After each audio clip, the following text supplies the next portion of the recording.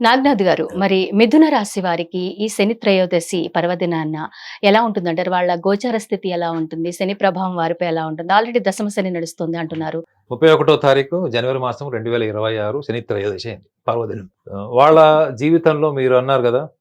త్రయోదశి అవ్వంగానే చతుర్దశి, అమావాస్య నుంచి వాళ్ళ జీవితాల్లో అద్భుతాలు జరుగుతాయా? ఈ అద్భుతాలు జరుగుతాయా అన్నది ఒక మిథున రాశి వాళ్ళకు ఉండేటువంటి ఎంథూసియాజం, ఆప్టిమిజం అంటే ఆశావాదం అండి. ఇంకా జరిగిపోవాలి, అయిపోతది. ఇంకా నేను ప్రపంచానికంటే అందరికంటే ముందు పరుగులో ఉండాలి అనేటువంటి ఆలోచన ఈ మిథున రాశి వాళ్ళకి చాలా ఉంటది. ముఖ్యంగా మిథున రాశి వాళ్ళు వీళ్ళకి 2 రకాల ఆలోచనలు ఎప్పుడు వీళ్ళకి ట్రావెల్ చేస్తాయి మేడం. వీళ్ళెప్పుడు గూడా ఒక ఒక ఒక మనసుతో వెళ్లరు. ఒక ఆలోచనతో వెళ్లరు. హ్మ్. వీళ్ళు 2 రకాలుగా ఎళ్తారు. ఒకటి యెస్ చెప్తే, ఒకటి నో చెప్తది. ఒకటి నో చెప్తే, ఒకటి యెస్ చెప్తది.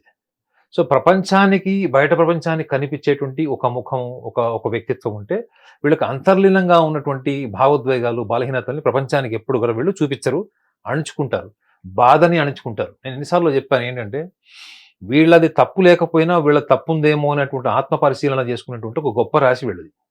ఒక రిలేషన్స్ దెబ్బతిన్నా, భాగస్వాములు విడిపోయినా, జీవిత భాగస్వాములు విడిపోయినా, వాళ్ళు అప్పటికప్పుడు ఏదైతే యుద్ధం చేస్తారో, ఆర్గ్యుమెంట్‌కి దిగుతారో, పెద్ద ఇష్యూ చేస్తారో, ఆ తర్వాత వాళ్ళు ఒక్కళ్ళుగా ఉన్నప్పుడు, అయ్యో! నేనెక్కడైనా తప్పు చేశానేమో, నాది కూడా తప్పుందేమో బహుశా.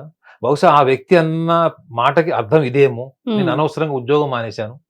అనవసరంగా ఇంటర్వ్యూ తర్వాత నాకు కాల్ లెటర్ వస్తే కూడా ఇగో ప్రాబ్లమ్స్ వల్ల వెళ్ళలేదు. లేదా వేరే ప్రాంతాల్లో ఉద్యోగం వస్తే నేను మా అమ్మ, నాన్న కోసం వెళ్ళలేదు.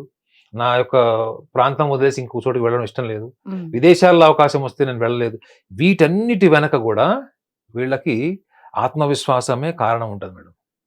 అయితే వీళ్ళు గమనించాల్సిందేంటంటే మిథున రాశి వాళ్ళు ముఖ్యంగా గోచార ఫలం అన్నారు కాబట్టి వీళ్ళకి దశమ శని ఉంటాడు వీళ్ళకి. అష్టమ భాగ్యాధిపతి అయినటువంటి శని వీళ్ళకి దశమ భావంలో ఉంటాడు.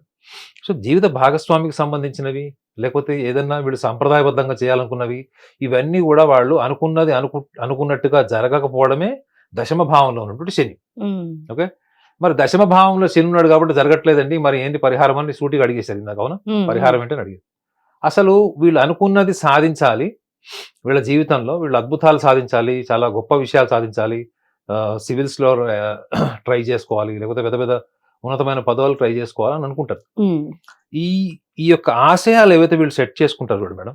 వీళ్ళేవైతే అంబిషన్, గోల్స్ ఏవైతే సెట్ చేసుకుంటారో వాళ్ళు చాలా చాలా నిజాయితీగా, చాలా ఉన్నతమైనటువంటి భావాలతోని వీళ్ళు శ్రమిస్తారు వీళ్ళు.